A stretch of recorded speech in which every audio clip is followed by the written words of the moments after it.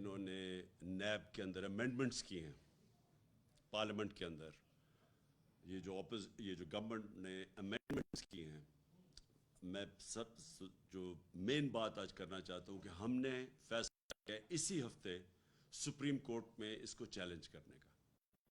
لیکن میں سب سے پہلے، کیونکہ میں اپنی ساری قوم کے سامنے جو بات رکھنا چاہتا ہوں وہ یہ کہ جب 26 سال پہلے میں نے پاکستان کے اندر یہ انصاف کی تحریک چلائی تھی، تو 26 سال پہلے میں نے قوم کو ایک چیز بتائی تھی کہ جس قوم کے اندر کرپشن ہو وہ ترقی نہیں کر سکتی. جو کرپشن ہے یہ ہے کیا؟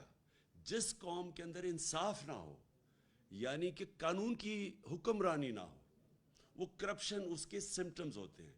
یعنی اگر مجھے کینسر ہوئی ہے تو جو پھوڑا نکلتا ہے وہ کینسر کا سمٹم ہے. تو جو کرپشن ہے وہ جب انصاف نہیں ہوتا معاشرے میں تو یہ اس کی پھر ایک بیماری نظر آتی ہے. تو 26 سال پہلے یہ جب انصاف کی تحریک چلائی تھی تو میں سارا وقت ایک چیز کہتا رہا ہوں کہ اگر اس ملک نے ترقی کرنا ہے، اس ملک میں قانون کی حکمرانی آئے گی. قانون کی حکمرانی اور انصاف کا کیا مطلب ہے؟ انصاف کا مطلب ہے کہ سب انسان قانون کے سامنے ایک برابر، یعنی کوئی انسان قانون کے اوپر نہیں ہے. اور قانون کا مطلب یہ جو وہ بھی میں واضح کر دوں کہ ہمارے نبی صلی اللہ علیہ وسلم نے تقریباً 1500 سال پہلے آج سے جو بات کہی تھی وہ بار بار میں اپنی قوم کو بتانا چاہتا ہوں کہ تمہارے سے پہلے بڑی قومیں تباہ ہوئیں جدھر طاقتور کے لیے ایک قانون، اور اس کو آپ اگر وہ جرم کرے، اگر چوری کرے تو اس کو سزا نہ دو، اور جو چھوٹا کمزور چور ہو اسی کو جیلوں میں ڈالو. یعنی جس ملک میں ایک طبقہ قانون سے اوپر ہو، قانون نچلے غریب کمزوروں کے لیے ہو لیکن طاقتور کے لیے اگر وہ قانون سے اوپر ہو تو وہ ملک تباہ ہو جاتے ہیں، بنانا ریپبلکس بن جاتے ہیں. وہ ملک ان کا کوئی مستقبل نہیں ہوتا. اگر آج ایک قوم امیر ہے تو وہ اس لیے نہیں کہ وہاں وسائل زیادہ ہے، اور اگر آپ قوم میں غربت زیادہ ہے تو وہ اس لیے نہیں کہ وسائل کی کمی ہے.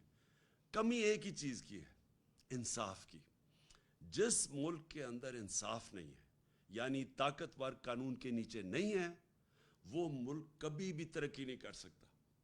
تو میں یہ جو 26 سال کی میری ساری سٹرگل ہے وہ میں ایک ہی چیز لے کے پھرا ہوں کہ جب تک پاکستان کے اندر یہ جو بڑے بڑے اس ملک کے مجرم ہیں، جب تک ہم ان کو قانون کے نیچے نہیں لے کے آتے یہ پاکستان آگے نہیں بڑھ سکتا.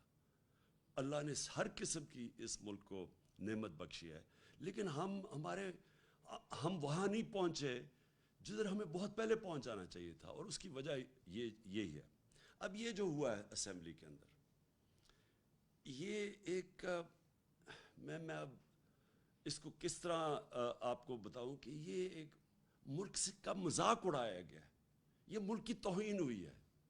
یہ جن لوگوں نے یہ بے شرمی سے یہ جو پاس کیے ہیں یہ نیب کی امینڈمنٹس، ان کو بے شرمی کی وجہ سے جیل میں ڈالنا چاہیے کہ اتنے کوئی بے شرم نہیں ہو سکتا کہ اس طرح کی امینڈمنٹس کرے. دیکھیں میں آپ کو سب کا ذرا بتاؤں کہ اس ملک سے کتنا مذاق بنایا گیا، ہماری قوم کی کتنی توہین ہوئی ہے. پہلے تو قانون ایک چیز کہتا ہے کہ آپ، اور جو ہم سپریم کورٹ میں گئے ہیں اور انشاءاللہ ہمیں امید ہے کہ ہماری جو عدالتیں ہیں وہ اس کے اوپر پورا نوٹس لیں گی، کیونکہ اگر یہ چیزیں اس کی اجازت مل جاتی ہے، اگر سپریم کورٹ، کیونکہ اسمبلی میں تو ہمیں پتہ ہے کہ یہ سارے جو امپورٹڈ حکومت ہے یہ آئے اس مقصد کے لیے تھے. اس میں تو اب کوئی شک نہیں ہونا چاہیے کہ جب خرم دستگیر ان کا منسٹر کہتا ہے کہ ہم اس لیے نہیں آئے تھے کہ مہنگائی ہے، ہم اس لیے نہیں آئے تھے کہ یہاں کوئی نااہلی ہے، ہم اس لیے آئے تھے کہ عمران خان کوئی 100 ججز رکھ کے تو اس ملک میں ساروں کو جیل میں ڈالنے آیا تھا. مطلب یہ کہ یہاں کی عدالتیں آزاد نہیں ہیں، کیونکہ یہاں کی تو پاکستان کی عدالتیں تو آپ سب جانتے ہیں آزاد ہیں. تو عمران خان نے کیسے جیل میں ڈالنا تھا؟ صرف کرپشن کے کیسز ہی تیز پروسیس کرنے تھے. تو انہوں نے کہا کہ یہ شہباز شریف جیسے لوگوں نے جیل میں ہونا تھا. شہباز شریف نے جیل میں اس لیے نہیں ہونا تھا کہ عمران خان نے اس کو جیل میں ڈالنا تھا، اس نے اس لیے ہونا تھا کہ اس کے اور اس کے بچوں کے 24 ارب روپے کے کیسز ہیں، 8 ارب نیب میں، 16 ارب ایف آئی اے میں، اور اگر وہ بے قصور تھا تو اسے کس چیز کا ڈر ہے؟ پھر سے میں کہتا ہوں عدالتیں آزاد ہیں. تو سب سے پہلے یہ کوئی قانون نہیں بنا سکتا اس ملک میں جو پرسن سپیسیفک ہو، یعنی قانون ہوتا ہے اجتماعی. یہ نہیں ہو سکتا کہ عمران خان اپنے لیے کوئی امینڈمنٹ پاس کے اپنے لیے کوئی قانون بنا لے. اب یہ ذرا ایک ایک چیز میں بتاتا ہوں کہ ہوا کیا ہے. کیسے آصف زرداری بھی اب بچ جائیں گے، نواز شریف اور ان کی بیٹی مریم شریف وہ بھی بچ جائیں گے. اب کیسے وہ سارے ان کے پولیٹیشین جن کے اوپر کیسز تھے نیب کے اندر وہ کیسے بچیں گے، آصف زرداری فیک اکاؤنٹس میں کیسے بچ جائے گا. یہ صاف قانون، میں تو صرف وہ چیزیں آپ کے سامنے لے کے آ رہا ہوں جن سے یہ سب اب بچیں گے. تو سب سے پہلے فیک اکاؤنٹس. آپ کو پتہ ہے اومنی گروپ، آصف زرداری جو ریلیٹڈ تھا، ان کے کتنے اربوں روپیہ فیک اکاؤنٹس میں ملا. اور شہباز شریف کا بھی آپ کو پتہ ہے کہ وہ ٹی ٹیز جو اس نے باہر سے کروائیں 8 ارب روپے کی، کوئی پاپڑ والا تھا، کوئی چینی والا تھا جو ملک سے کبھی باہر بھی نہیں گئے، ان کے نام پہ ریمیٹنسز منگوائی تھی، اور وہی تھا آصف زرداری کے کیسز. اب یہ سارے کیسے بچیں گے؟ انہوں نے ایک قانون سیکشن 14 میں امینڈمنٹ کی ہے. اب انہوں نے یہ کہا ہے کہ فیک اکاؤنٹ کے اندر اگر کوئی پیسہ آ بھی جاتا ہے تو اگر اس میں اربوں روپیہ بھی آ گیا، صرف جو آخری وقت فیک اکاؤنٹ میں پیسہ ہوگا اس کے اوپر بات چیت ہوگی. اگر وہ مثلا 100 روپے ہی بچا ہے، باقی سارے ملک سے باہر بھیج دیے گئے ہیں، تو صرف 100 روپے کے اوپر اب بات ہوگی. پھر انہوں نے یہ کہا کہ آپ کو ثابت کرنا پڑے گا. عام آپ کے ٹیکس لاز میں اگر آپ ٹیکس کے دیتے ہیں تو وہ آپ کو ثابت کرنا پڑتا ہے. اگر میں بتاؤں کہ یہ میری انکم ہے تو مجھے ثابت کرنا پڑتا ہے. وہ ایف بی آر نہیں ثابت کرتی، مجھے بتانا پڑتا ہے کہ میرا سورس آف انکم کیا ہے. اب ادھر فیک اکاؤنٹس میں جو پیسہ آئے گا وہ نیب کو ثابت کرنا پڑے گا کہ یہ پیسہ جائز آیا ہے یا ناجائز آیا ہے. ان کو نہیں اب ثابت کرنا پڑے گا کہ یہ اربوں روپے فیک اکاؤنٹ چینی والے آئے کدھر سے، ان کو نہیں، نیب کو دوسرے ان کو ثابت کرنا پڑے گا. یہ پہلا چینج آیا. دوسرا جس میں ان کے بہت زیادہ ان کے بڑے بڑے نام پھنسے ہوئے ہیں وہ ہے ایسٹس بیونڈ مینز.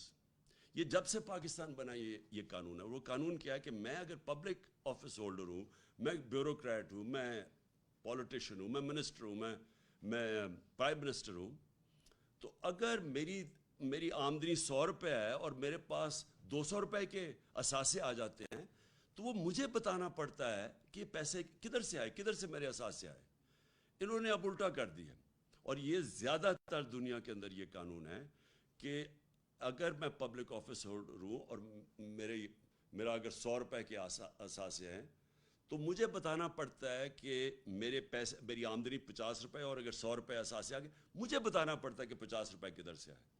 انہوں نے اب کیا کر دیا ہے کہ انہوں نے ان کے اوپر اب بوجھ ڈال دیا کہ آپ نے بتانا ہے، نیب نے بتانا ہے کہ کدھر سے اثاثے آئے.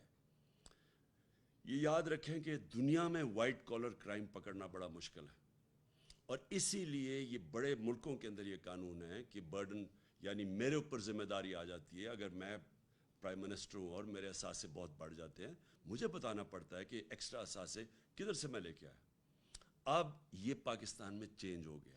اس کا مطلب جتنے ان کے لوگ ہیں جو پھنسے ہوئے ہیں، ان کے ایسٹس بیونڈ مینز ہے، یعنی آمدنی سے زیادہ اثاثے ہیں، اب وہ سارے بچ جائیں گے. پھر یہ آ گیا سیکشن 9، یہ ادھر میں وہ سارے بچ جائیں گے. پھر سیکشن 21 ہے. اب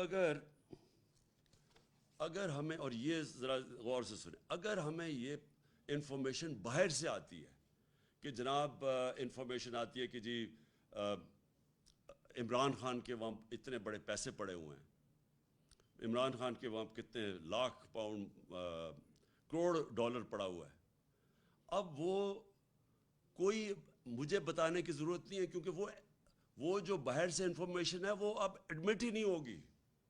مثلا اگر یہ جو ایونس، یہ کیا تھا پیناما پیپرز میں کیا چیز سامنے آئی؟ پیناما پیپر میں یہ سامنے آئی کہ جو 4 مہنگے ترین لنڈن کی اپارٹمنٹس ہیں مے فیئر میں، ان کی جو 2 کمپنیز کے نام پہ تھی، ان کے جو اصل مالکہ تھی وہ مریم نواز ہے. اب یہ جو آئی تھی، یہ برٹش ورجن آئلینڈ سے انہوں نے پاکستان کی جے آئی ٹی کو خط لکھا تھا کہ یہ ہیں اصل مالکہ. اب وہ جو ان کا جو لیٹر ہے وہ ایڈمیسیبل نہیں ہوگا. اس کا مطلب کہ نواز شریف اور ان کی بیٹی وہ اب صاف پاک ہو کے نکل جائیں گی اس نئی امینڈمنٹ میں. ان کو اب کسی چیز کی ضرورت نہیں پڑے گی. پھر سیکشن 21 ہے، یہ سیکشن 21 ہے. پھر ایک اور چیز نکلی ہے، منی لانڈرنگ جو اب ہے. منی لانڈرنگ کا مطلب ہوتا ہے کہ ناجائز یعنی غیر قانونی طور پہ میں پیسہ چوری کر کے پیسہ میں ملک سے باہر بھیج دوں. اس کو منی لانڈرنگ کہتے ہیں. اب یہ جو منی لانڈرنگ ہے یہ نیب کے سے انہوں نے نکال لی ہے، اور اب یہ صرف ایف آئی اے کے نیچے آ گئی ہے منی لانڈرنگ. تو جتنے بھی منی لانڈرنگ کے کیسز تھے وہ اب نیب سے نکل جائیں گے، اور وہ جو اس کے اندر شامل ہے وہ بھی اب بچ جائیں گے. اور ایف آئی اے کس کے نیچے ہے؟ ایف آئی اے نیچے ہے ویسے ہی انٹیریئر منسٹر یعنی رانا ثناء اللہ کے نیچے ہے. اور اب اور جو نیب ہے نئے قانون میں وہ بھی آ جائے گی رانا ثناء اللہ کے نیچے. تو اس میں بھی اب سمجھ لیں کہ رانا ثناء اللہ اب ایکشن لے گے شریف برادران کے اوپر یا آصف زرداری کے اوپر. یہ اب آپ کے سامنے ہے. اور پھر ایک اور چیز ہے، بے نامی. اب میں اگر فیصلہ کروں کہ پیسے چوری کر کے اور میں اپنے رشتہ داروں کے نام دے دوں، میرے بیٹے باہر لنڈن بیٹھے میں ان کے نام دے دوں، تو اب میں بچ جاؤں گا. یعنی مجھے کوئی نہیں پوچھ سکتا کہ اگر میرے بے نامی میں کسی اور کے نام پہ پراپرٹیز کر دوں. یہ سب سے بڑا ظلم ہونے جا رہا ہے. اجازت دی جا رہی ہے آپ کہ کوئی گورنمنٹ میں سرکاری گورنمنٹ میں بیٹھا ہو، کوئی منسٹر ہو، کوئی بیوروکریٹ ہو، وہ جو بھی اب پیسے بنائے وہ اپنے بچوں کے نام کرے، رشتہ داروں کے نام کرے، وہ اب جواب دہ نہیں ہے. یہ دنیا کے اندر اس طرح کا قانون نہیں ہے یہ جو انہوں نے بنا دیا.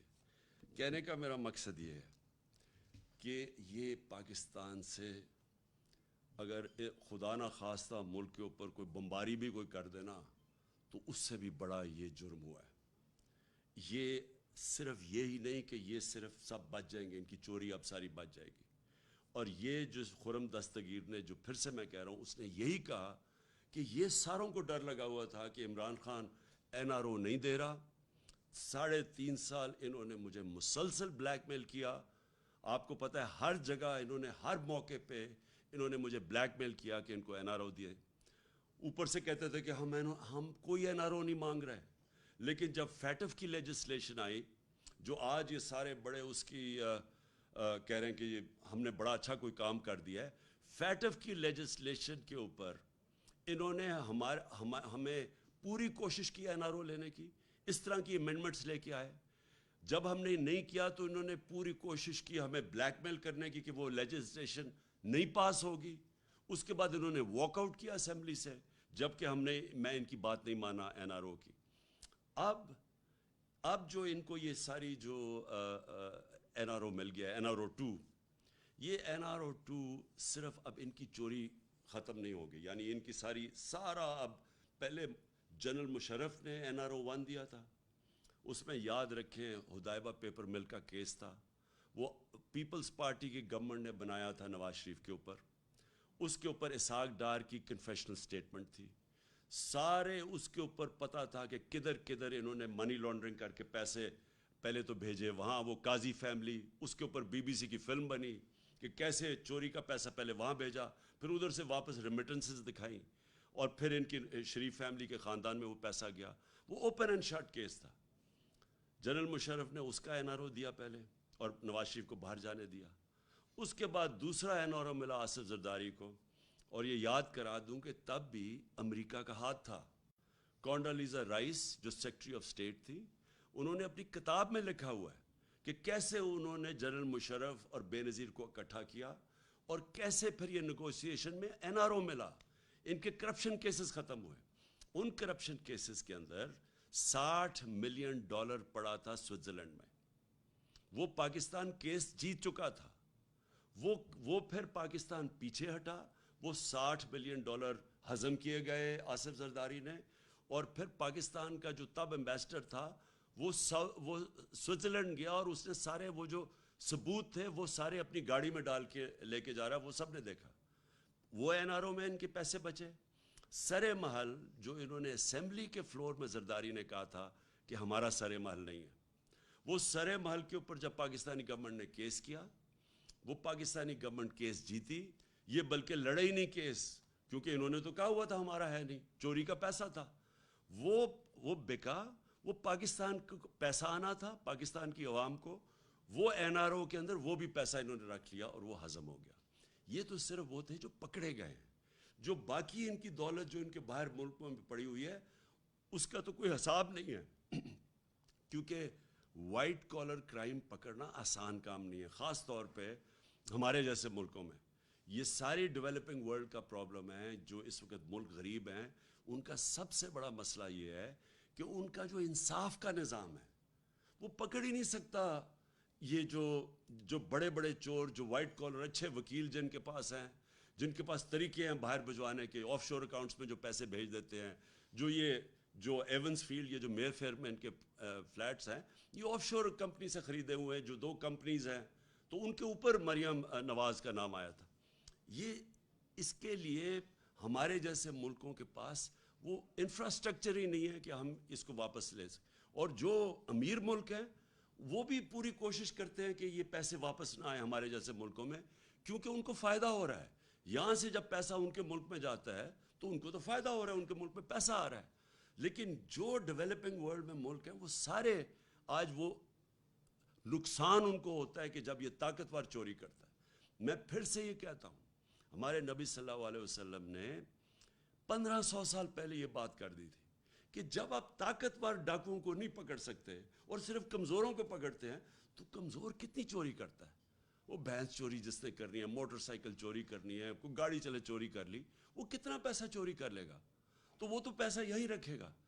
لیکن اربوں روپیہ جب آپ چوری کرتے ہیں، یہ جو 16 ارب روپیہ صرف یہ تو پکڑا گیا ایف آئی اے کا، صرف شہباز شریف کا، اور یہ جو ان کا ٹوٹل، آپ کو پتہ ہے کہ اس سے 1100 ارب روپیہ اب یہ ہضم ہو جائے گا ان سب کے۔ یہ جو امینڈمنٹس پاس کیے ہیں، اس ملک کا 1100 ارب روپیہ چوری کا جو آنا تھا واپس، وہ اب یہ ساروں کے یہ پھر کھا جائیں گے، جس طرح این آر او 1 میں کھایا تھا۔ تو یہ آپ یہ یاد رکھیں کہ یہ جو پیسہ جب یہ چوری کرتے ہیں 16 ارب یا شریف خاندان کا 45 ارب روپیہ ٹوٹل، یہ جو پیسہ ہے یہ ان کو باہر بھیجنا پڑتا ہے، کیونکہ پاکستان میں رکھیں گے تو یہ نظر آ جائے گا۔ لہٰذا چوری کرنا پہلا نقصان، چوری کر کے ڈالر حوالہ ہنڈی سے ڈالر لے کے پیسہ باہر بھیجنا، یہ دوسرا نقصان۔ اس کا ایفیکٹ پڑتا ہے ہماری کرنسی کے اوپر، ہمارے ڈالر ریزروز پہ۔ پھر جیسے جیسے اگر آپ زیادہ پیسہ باہر بھیجتے ہیں، جو کہ غریب ملک یا جو ڈیولپنگ ورلڈ ہے، یہ باہر جب بھیجتے ہیں، ان کے جو بڑے بڑے ڈاکو ہیں وہ جب باہر بھیجتے ہیں پیسہ، تو وہ ان کی کرنسی پہ فرق پڑتا ہے۔ تو جب روپیہ آپ کا گرتا ہے، ہر چیز مہنگی ہو جاتی ہے، تو اس چوری سے غربت پھیلتی ہے۔ اس لیے جب تک ہم بڑے بڑے چوروں کو نہیں پکڑیں گے، ان لوگوں کو احتساب نہیں کریں گے، یہاں چوری تو رک نہیں لگی۔ اب جو انہوں نے امینڈمنٹ پاس کیے، یہ نہیں کہ صرف یہ بچ جائیں گے، اب جو بھی طاقتور لوگ پاکستان میں منی لانڈرنگ کریں گے، جو پیسے چوری کریں گے، یہ سب اب بچ جائیں گے اس سے۔ تو یہ جو نقصان پہنچانے لگا پاکستان کو، میں حدیث اس لیے بار بار بتاتا ہوں کہ انہوں نے 1500 سال پہلے کہہ دیا تھا کہ وہ قومیں تباہ ہو جاتی ہیں، وہ قوم کبھی بھی اوپر نہیں آ سکتی جدھر بڑے ڈاکوں کو آپ نے اس طرح کی امیونٹی دے دی اور اس طرح کا این آر او دے دیا۔ تو میں آخر میں اپنی ساری قوم کو کہنا چاہتا ہوں کہ دیکھیں، یہ ہے جہاد۔ ہم تو لڑیں گے پوری طرح۔ میں تو 26 سال ان کے خلاف کھڑا رہا ہوں۔ میں نے 3.5 سال ہر قسم کا میرے پہ پریشر ڈالا گیا کہ ان کو این آر او دے دو، ہر قسم کا مجھے برداشت کرنا پڑا، بلیک میل ہوا میں، لیکن میں نے تو نہیں دیا۔ اب انہوں نے آ کے واپس یہ سازش کے تحت اب واضح ہو جائے کہ ان کا واپس آنا کوئی اس ملک کے اندر مہنگائی کم کرنا نہیں تھا۔ مہنگائی مارچ جو ہو رہے تھے، 3 دھرنے دیے انہوں نے کہ جی بڑی مہنگائی ہو گئی، بڑی فکر تھی ان کو۔ تو مہنگائی کا ان کا اگر تھوڑا سا بھی ان کو تکلیف ہوتی لوگوں کی مہنگائی کی تو یہ آ کے سارے مہنگائی کے ریکارڈ، پاکستان کی تاریخ میں کبھی ایسی مہنگائی نہیں ہوئی جو انہوں نے آ کے کی ہے، کبھی اتنی بے دردی سے ملک کی چیزیں مہنگی نہیں کی گئی جو انہوں نے آ کے کی ہیں. تو ان کو مہنگائی کا تو ایشو ہی نہیں تھا، نہ ان کو کوئی ایشو تھا اہلیت کا، کیونکہ اگر اہلیت کا ایشو ہوتا تو آج انہوں نے ہماری جو ساری معیشت ہے وہ تو ایسا تباہی کی طرف جا رہی ہے، جو روپیہ گرتا جا رہا ہے دن، جو ریزروز کم ہوتے جا رہے ہیں، جو سارا اس وقت اب نظر آ رہا ہے کہ پاکستان کو یہ اگر یہ زیادہ دیر رہے تو سری لنکا کی طرف پاکستان جا رہا ہے. سری لنکا کے اندر آج تیل ہی نہیں ہے، ان کی گاڑیاں کھڑی ہوئی ہیں، ان کے ملک کے پاس فورن ایکسچینج ختم ہو گیا ہے. آج ہمارے بھی ڈالرز جس طرح روپیہ گر رہا ہے، آج مارکیٹ میں ڈالر نہیں مل رہا ہے. تو یہ تو اگر زیادہ دیر رہے، ان کی اہلیت ایسی ہے کہ یہ تو ہم تباہی کی طرف جا رہے ہیں. تو نہ ان کی کوئی مسئلہ تھا اہلیت کا، نہ ان کا مسئلہ تھا مہنگائی کا، ان کا صرف ایک مسئلہ تھا، اور وہ کس طرح پہلے چوری کر کے ملک کو نقصان پہنچاؤ، اور دوسرا چوری کو بچاؤ کیسے. اور اپنی چوری بچانے کے لیے انہوں نے یہ جو آج کیا ہے، یہ اگر یہی رہا، اس کا مطلب یہ لائسنس ہے چوری کو. انہوں نے اپنے آپ کو لائسنس دے دیا کہ پہلے 2 دفعہ پیسہ کھا کے اب تیسری دفعہ اب اور پھر سے پیسہ بنانا شروع کرو. ہم پھر سے میں آپ کو کہوں سپریم کورٹ پہ ہم جا رہے ہیں، میں ان کے خلاف پوری جد و جہد کروں گا. جتنا بھی میں اپنی عوام کو تکڑا کروں، میں انشاءاللہ آپ کو ایک اور بھی کال دینے لگا ہوں، اور ہم دکھائیں گے کہ پبلک آج کدھر کھڑی ہے. پچھلے اتوار کو آپ ساری قوم نے دیکھ لیا کہ کبھی پاکستان میں اس طرح شہروں میں عوام نہیں نکلی، اور جو عوام نکلی ہے وہ صرف مہنگائی کے لیے نہیں نکلی، وہ یہ جو امپورٹڈ حکومت آئی ہے، جو ایک فورن ایجنڈا لے کے آئی ہے، اور جو اپنی چوری بچانے کے لیے آئی ہے، اس لیے بھی نکلی ہے. تو میں ان کے خلاف جدوجہد بھی کروں گا. میں ابھی ایک اور کال دینے لگا ہوں، اور آخر میں صرف ایک پیغام دینا چاہتا ہوں کہ دیکھیں، تاریخ جو ہے نا وہ کبھی معاف کسی کو نہیں کرتی. جو بھی تاریخ میں جن لوگوں نے ان لوگوں کو ہمارے اوپر مسلط کیا ہے، تاریخ ان کو معاف نہیں کرے گی. جن لوگوں نے اندرونی یا بیرونی سازش کا حصہ بنے، بیرونی تو پتہ ہے ان کو، تو پاکستان کا صرف ٹیشو پیپر کی طرح وہ استعمال کیا پاکستان کو، کہ جی ان کی جنگ میں لڑ لو تو 80,000 پاکستانی ان کے لیے قربان کر دو، ملک کو نقصان کر دو. انہوں نے تو شکریہ تک نہیں کرنا، کیونکہ پاکستان جب ضرورت پڑی تو افغان جہاد تھی تو انہوں نے سوویت یونین کو کمزور کرنا تھا، وہ پھر انہوں نے ہمیں آگے کر دیا. تو ان کا تو اپنے مقاصد ہے، ان کو ہم کیوں برا بھلا کہیں کہ اگر آپ استعمال ہونا چاہتے ہیں، آپ اگر ٹیشو پیپر بننا چاہتے ہیں تو اگلے استعمال کریں گے. اصل یہاں لوگ ہیں، جن لوگوں نے بھی اس میں ان لوگوں کو ہمارے اوپر مسلط کیا، تاریخ ان کو معاف نہیں کرے گی. پاکستان بائے آباد.